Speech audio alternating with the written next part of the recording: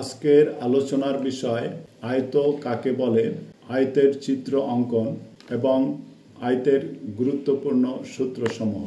প্রথমে চিত্র অঙ্কন। এবি একটি বাহু নেই, এবি এর উপর এডি একটি লম্ব আঁকি, এবি ও এডি এর উপর সিডি ও বিসি আঁকি। অতএব এবিসিডি একটি আয়ত যার প্রত্যেকটি কোণ সমকোণ, বিপরীত বাহুদ্বয় সমান ও সমান্তরাল। এবারে আসি আয়ত কাকে বলে। যে চতুর্ভুজের বিপরীত বাহুদ্বয় পরস্পর সমান ও সমান্তরাল এবং প্রত্যেকটি কোণ সমান ও সমকোণ তাকে আয়ত বলে। চিত্রে এবিসিডি একটি আয়ত যার এবি বাহু সমান সিডি এবং এডি বাহু সমান বিসি।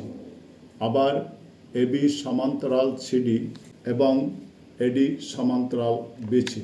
এবারে আয়তের বৈশিষ্ট্যসমূহ। ১.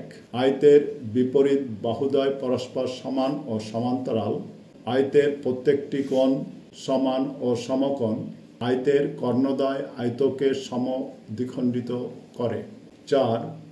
আয়তের কর্ণদ্বয় পরস্পর সমান। আয়তের 4টি কোণের যোগফল 360 ডিগ্রি। এবারে আয়তের গুরুত্বপূর্ণ সূত্রসমূহ।